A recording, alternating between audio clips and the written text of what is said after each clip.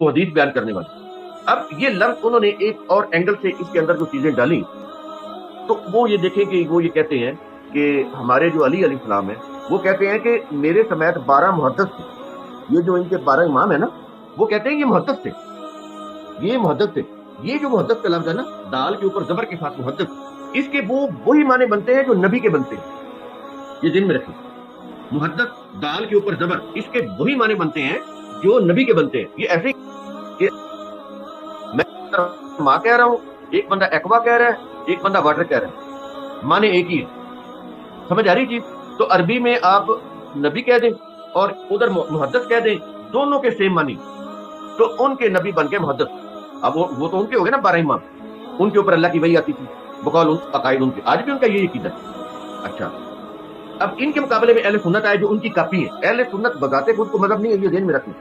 اہل سنت کی کوئی مجلسیں ہونے لگ گئیں، کوئی بعض و نصیحت کی محفلیں ان کی سجنے لگ گئیں، لوگ مرید بن گئے، ان کو بلانے لگ گئے جلسوں میں، ان کو کھانا اچھا ملنے لگ گیا، تو پیسے ملنے لگ گئے، تو ان سے یہ کاروبار مزید آگے بڑھا۔ تو آگے بڑھتے ہوئے پھر انہوں نے اس کو اور زیادہ سالڈ بنانے کے لیے انہوں نے قرآن سے لفظ حدیث لیا اور قول منسوب الی الرسول کی جگہ حدیث لے کر آ گئے۔ اب انہوں نے قول منسوب الی الرسول اڑا دیا، سیدھا ہی حدیث کے اوپر آ گئے جو کہ قرآن کا لفظ ہے۔ ایک چیز ذہن میں رکھیے، مذہب کے اندر جتنی بھی ٹرمینالوجی استعمال ہوتی ہے وہ قرآن کے عربی الفاظ کو لے کے اس کو پھر اس سے جوڑ توڑ کرتے ہیں۔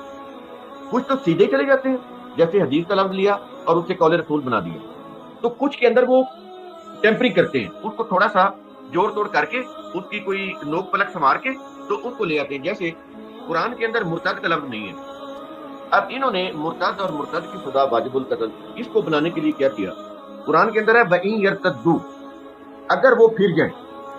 جب اللہ کو بات کرتا ہے وہ بھی حدیث ہے کہ اللہ نے قرآن کے اندر اپنی آیتوں کو بھی حدیث کہا ہے۔ ایسے انبیاء کے متعلق جو باتیں کی گئی ہیں، جیسے حل اتاک حدیث موسیٰ، اس میں حدیث موسیٰ کی بات ہو رہی ہے کہ موسیٰ نے جو بات کہی تو قرآن اس کو بھی حدیث کہہ رہا ہے۔ یہ لغوی معنوں میں ایسے ہی ہوگا کہ جو بھی بات ہے وہ کسی کی بھی ہو، اے بائی زیڈ کوئی ہو، پچھلے دور کا کوئی آدمی ہو، کوئی نبی کی بات ہے، کوئی رسول کی بات ہے، کوئی اللہ کی بات ہے، یہ ساری حدیث ہی کہلائے گی، حدیث ہی کہلائے گی۔ پہلے تو یہ اس کا عمومی معنی سمجھ میں آنا چاہیے حدیث کہ میں نے آپ کو عمومی معنی بتا دیا حدیث کا۔ کوئی بھی واقعہ، کوئی بھی حادثے میں وہ واقعات جو بیان ہو رہے ہیں، جو نریشن ہو رہی ہے، وہ حدیث ہے۔ اللہ کی آیتیں ہیں بیان ہو رہی ہیں، حدیث ہے۔ رسول کی بات، کسی رسول کی بات ہو رہی ہے، حدیث ہے۔ میں اور آپ کو بات کر رہے ہیں، یہ بھی حدیث ہے۔ یہ عمومی معنی ہے، یہ عمومی معنی سمجھ میں آتا۔ اب ہوا یہ کہ جب ہمارا لٹریچر مرتب ہوا، جس کو اسلامک لٹریچر بولا جاتا ہے، یہ ایران میں مرتب ہوا، پاکستان میں، یہ سعودی عرب میں، حجاز مقدسہ، مکہ اور مدینہ میں نہیں مرتب ہوا۔